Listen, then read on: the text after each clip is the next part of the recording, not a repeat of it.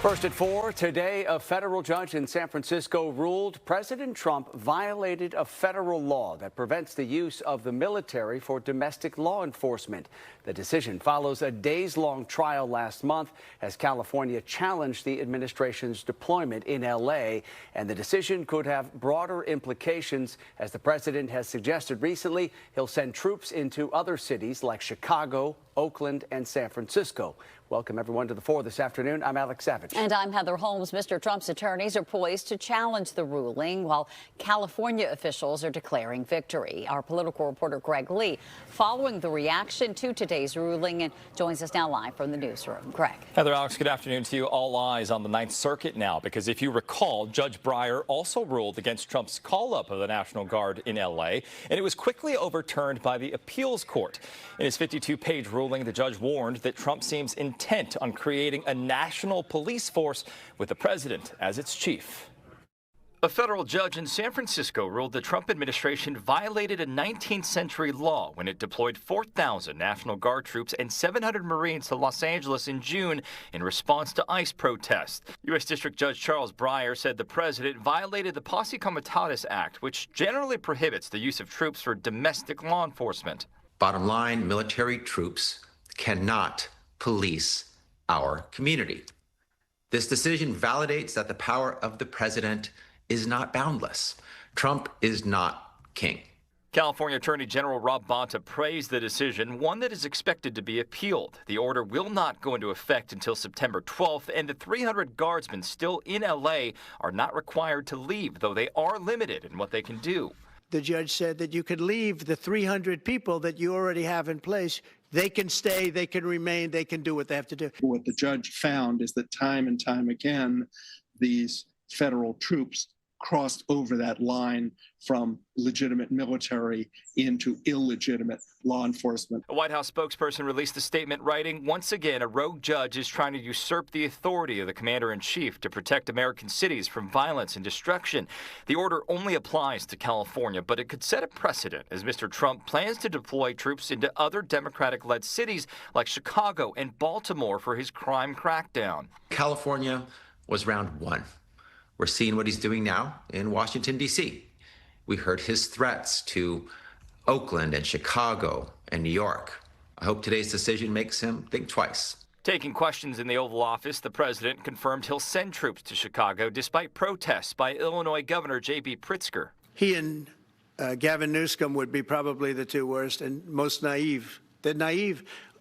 Either they're naive or they're very untruthful. Chicago is a hellhole right now. Baltimore is a hellhole right now. Governor Newsom released a statement after the ruling, writing in part, Trump's attempt to use federal troops as his personal police force is illegal, authoritarian, and must be stopped in every courtroom across this country.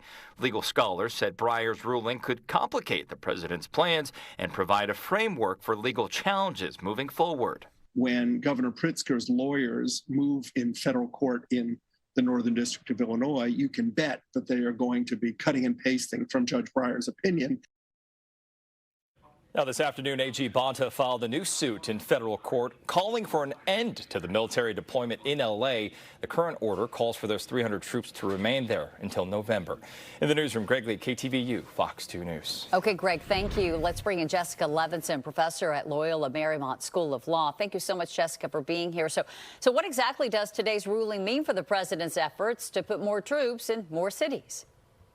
I think that Greg broke this down really clearly, and it means something or nothing. And I don't mean to be flip, but we have this ruling from trial court Judge Breyer. He's a district court judge. The Trump administration is going to appeal immediately up to the Ninth Circuit. And then we need to see if this ruling even really lives for more than a few days.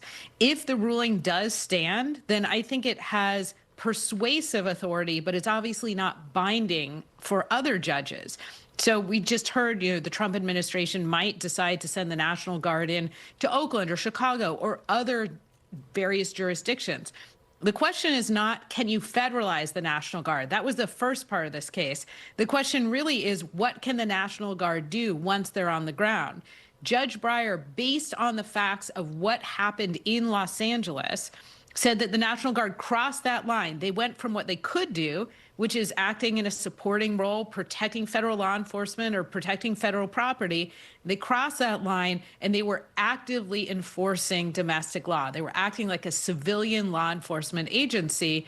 Judge Breyer said, based on what happened in LA, that's not okay. So could other judges use this reasoning? Absolutely. Do they have to? No. All right. So, Professor, what do you think happens here when the Trump administration appeals this up to the Ninth Circuit? Because as Greg just pointed out, it was back in June when the appellate court overturned a decision by Judge Breyer that found the president broke the law when he mobilized the National Guard in L.A.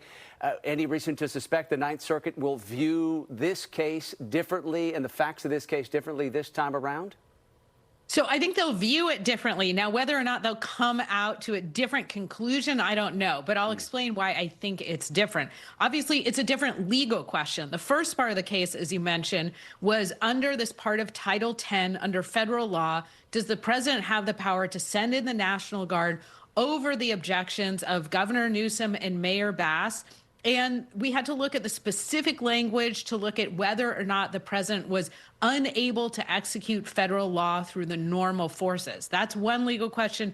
Judge Breyer said President Trump overstepped. The Ninth Circuit said, no, he didn't. Second legal question, the case we're talking about today, is whether or not there was a violation of a different federal statute. We've been talking about the Posse Comitatus Act, which of course says that the military, unless there's some exception, can't act like a domestic law enforcement agency. So why is there a reason to think it could be different? One, again, different statute, different legal question, but also because Judge Breyer had a bench trial, meaning that he was the finder of fact in addition to making legal conclusions. Oftentimes you have Court of Appeals essentially deferring to factual conclusions, in this case by a judge, and so that potentially could lead to a different conclusion here. Okay, we will see what happened when this is appealed up to the Ninth Circuit. Thank you for your insight. Always good to see you. That's Professor Jessica Levinson from Loyola Marymount University. Appreciate the time. Thanks. Thanks, Professor.